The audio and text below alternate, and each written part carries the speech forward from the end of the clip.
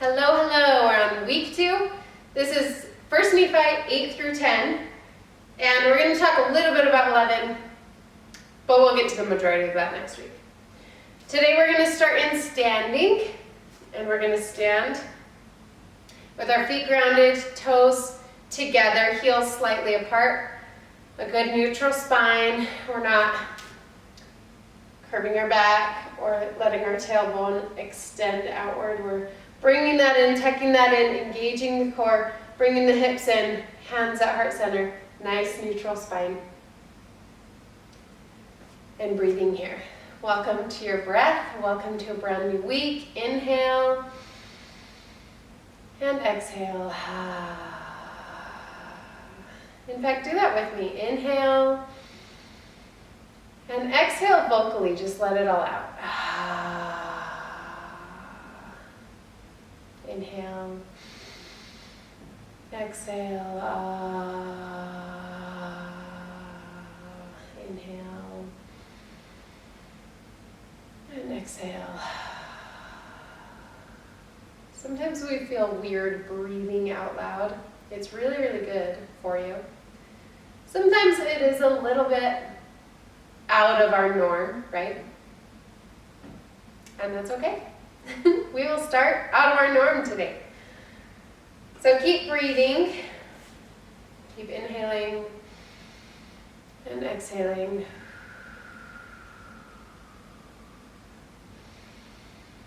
Inhale and exhale. Inhale. I heard a quote today that said, "Don't let too much of yesterday take up today." And I really sat there for a minute and thought about that, because how many times do we do that? How many times do we stay up too late and let that affect our next day, or do certain things, or think, our mind just keeps staying in the past instead of coming to our present or future moments. So I'm just going to kind of roll that around in your mind for a minute. Maybe we'll take that onto our whole week. Don't let last week take up too much of this week. Let whatever you need to from last week go. If it's not serving you, exhale it out. Let it go, forgive and forget, and bring in a new, brand new, beautiful week. Okay.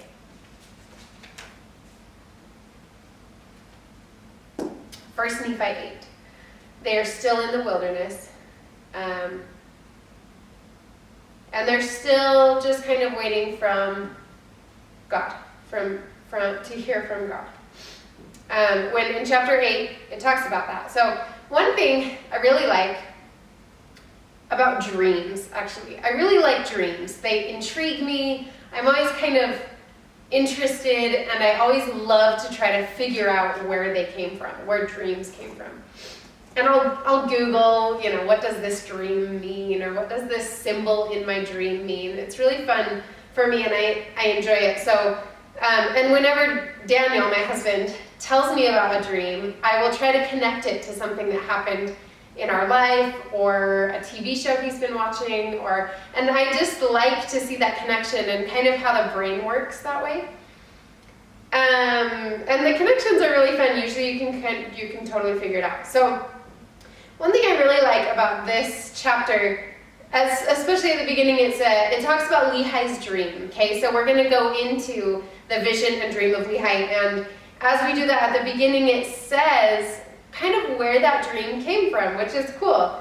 In verse 4, "But behold, Laman and Lemuel, I fear exceedingly because of you, for behold, methought I saw in my dream a dark and dreary wilderness." And they're in the wilderness, right? And it's probably not all glorified. It kind of probably sucks to be in the wilderness. They lost everything. They only have the people with them and the things on their back. And so he starts dreaming of this not very fun wilderness. "A man dressed in a robe came and stood before me. Came to pass that he spake unto me," and he basically said, "Come follow me."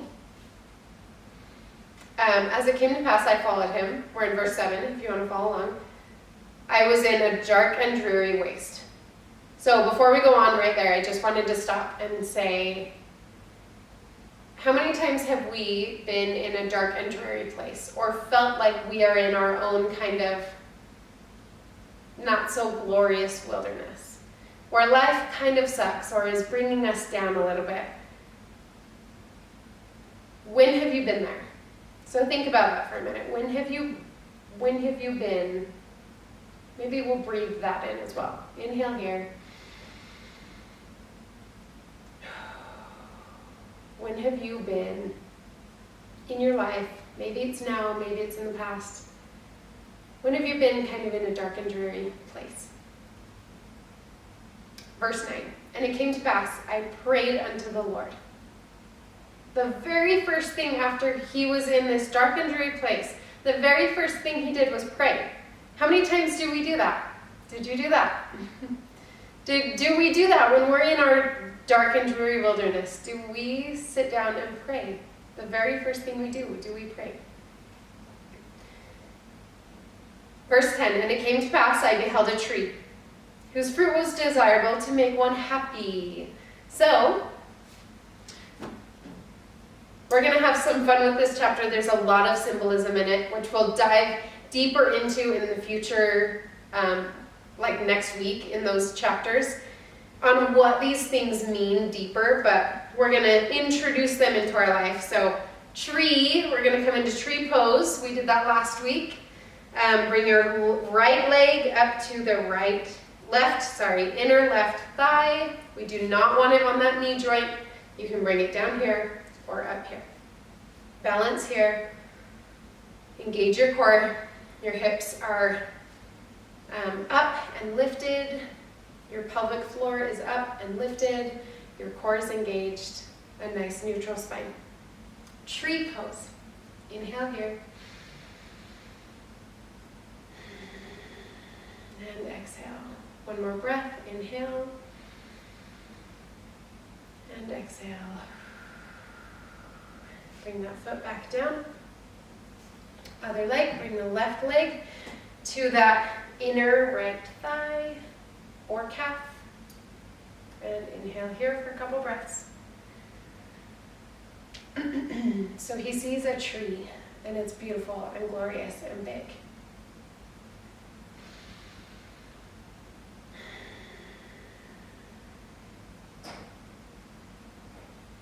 One more breath, inhale, and exhale. Bring that foot back down. Okay. And then verse 11, I did go forth and I partook of the fruit. It was most sweet, the most sweet that I've ever tasted. So for a fruit pose, I was thinking kind of like a banana. So here we go. Ready? We're going to come down into a seated pose, down onto the ground, and then we're just going to come down onto our spine. So lay down, roll down, bring your knees into your chest. If you want to roll side to side, here you can. From here, bring your legs down to the ground. And we're going to do kind of an easy banana. Sorry, my mat's kind of wrinkly. A little bit of an easier banana. Bring your both legs to the right side of you. And then we're going to pick up our upper chest and head and just bring it over to the side. So we're stretching all of our left side body, just as we're laying here.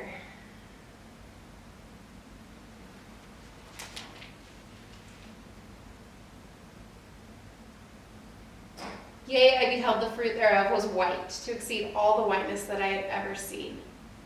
And I partook of the fruit thereof, it filled my soul with exceedingly great joy. I began to be desirous that my family should partake of it also. Which reminded me of some verses that we read last week, remember? Bring your feet to center, your upper chest and head, upper body up to center, and we're just going to switch sides. Bring them over to the left, over to the left. As I lay on my phone. It reminded me of some verses we talked about last week. Where you kind of have this wish for your family, to enjoy the things that you love, right? And it's kind of like talking to your kids and just wanting them to experience all that you've experienced. He was desirous that his family wanted to partake of it also. And it also has the word joy, exceedingly great joy. So I also wanted to throw that question out there. What brings you exceedingly great joy in your life? Just think about that for a minute. Bring your legs back to center, head back to center.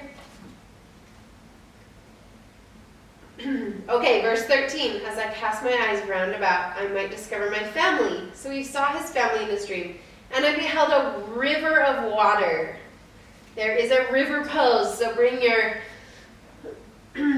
body up into seated. Our feet are going to be flexed, pointing up towards the ceiling. Inhale here, flat neutral spine. Right here, if you want to bring your hands down to your side, that gives you more of a stability. And you can kind of just bend your knees. This is our water, right? But just start to move your legs a little bit. Inhale and exhale. Fill that chest up with all the air. Okay, bring your feet up, flexed. Inhale here. This is Dandasana, right here. This is Dandasana pose. And exhale. Just bring that chest in towards your feet. You can grab the outer soles of your feet to kind of bring your chest in more. What we do not really want is for you to bring your head all the way down and curl your back. We want a flat, neutral spine and to bring our chest in towards our legs. And then once our spine is straight, then you can kind of relax the head and bring your chin to chest if you would like. So this is river pose. So they see a river of water, and it ran along, and it was near the tree of which I partook of the fruit. And I looked to behold from whence it came, and I saw the head thereof a little way off. And so then he saw the head of the river, and his family is at the head of the river. And he notices that they don't know where they're going in his dream, which I think is kind of cool and so relatable.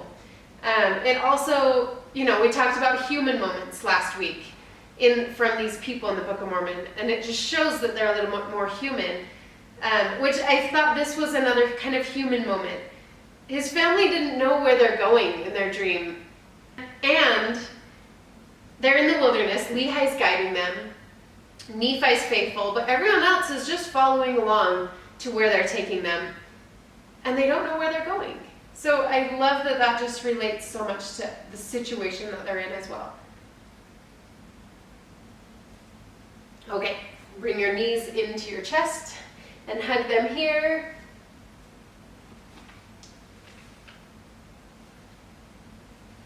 Verse 19. And I beheld a rod of iron. We're going to come back up to standing position. Come up slowly. You're welcome to just take your time. Roll that spine all the way up. Inhale. Inhale. Head comes up very last. Roll your shoulders back and down. Grounding those feet.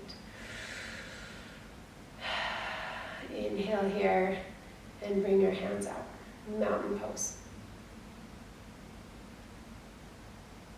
This is also called staff pose. That's why I related it to a rod. And you feel strong and nice and tall, right? Nice and long. Elongate that spine, bring that pelvic floor up and in, and lift all the way up to ceiling. Sorry, I have a hair in my mouth. Can't get it. Okay, they beheld a rod of iron, which was next to the river, God. And it led to the tree by which I stood. So this rod is leading to the tree. Inhale here. Find strength in your legs. We're not just like kind of standing here. We're engaging, we're lifting, we're finding length, and we're breathing. Verse 23, and then there arose a mist of darkness, yea, an exceedingly great mist of darkness.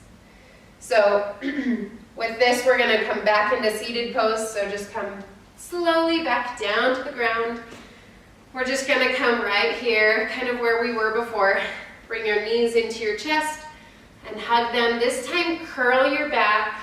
Your spine is going to just be really rounded. Bring your chin to chest and come into just a ball or fetal position. This is called fetal pose, which is a pose that we often come to when we're having a hard time or when we're sad or struggling, right? It's almost like we need a natural hug, and this is the only thing that we can find to hug. So I thought of this when it said mist of darkness, an exceeding great mist of darkness, insomuch that they who had commenced on the path did lose their way and wandered off and were lost. And sometimes we feel lost, right, in life, and that's okay. And sometimes we come to this pose and just don't know where to go next, and that's okay. So just stay here for a minute. Bring your chin down to your chest and just breathe. Make yourself a nice little ball. You can feel the stretch in your shoulder blades back here, bringing your shoulders, still keeping them down. We don't want them totally shrugged, but bring them forward. And just feel that back, feel the stretch.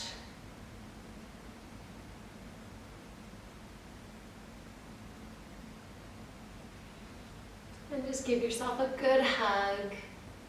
Maybe this time as you're doing this, think of how much you love yourself and how much you love to hug yourself. Self-love is not felt enough, right?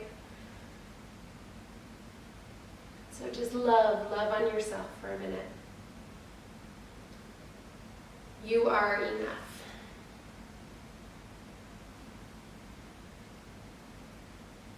Okay, and from here, we're going to come into our last symbol from their dream, bringing our hands. We're just going to shift our weight onto our feet. Bring your hands forward. I'm going to turn so you guys see what I'm doing.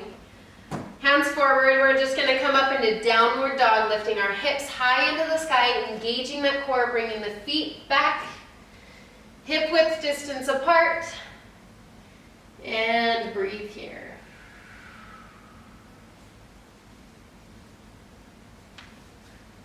Sorry, hopefully my garments aren't showing too much. Sometimes it's hard to do yoga and not show garments when you're wearing them.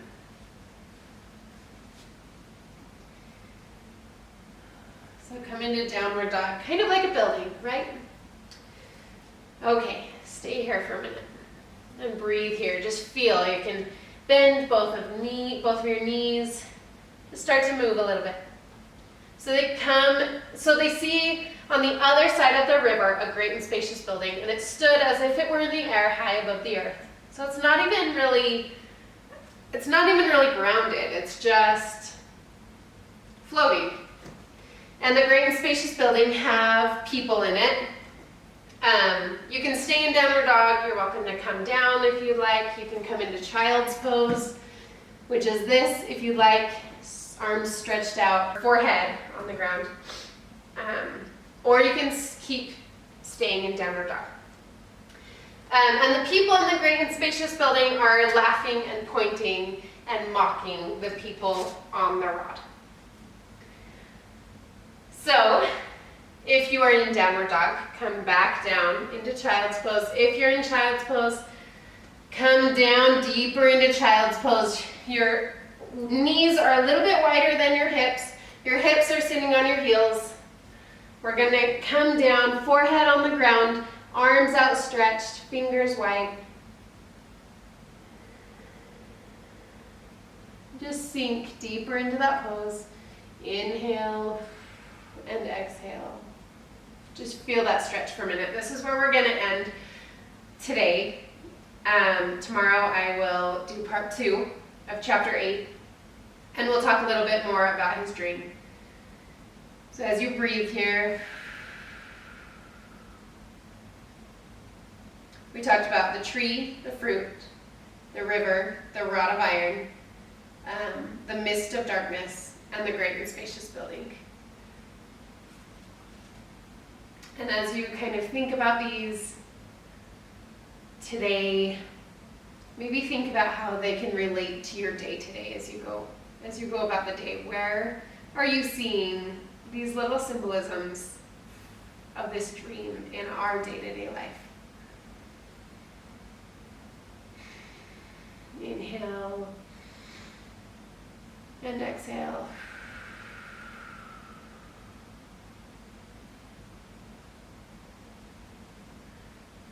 If you want to come up into hero pose, you are welcome to, cradling your hips in both of your heels. You can also just stay in child's pose for a minute. We're just going to breathe here. Inhale and exhale. The light in me honors and loves the light within you. I will see you tomorrow. Namaste.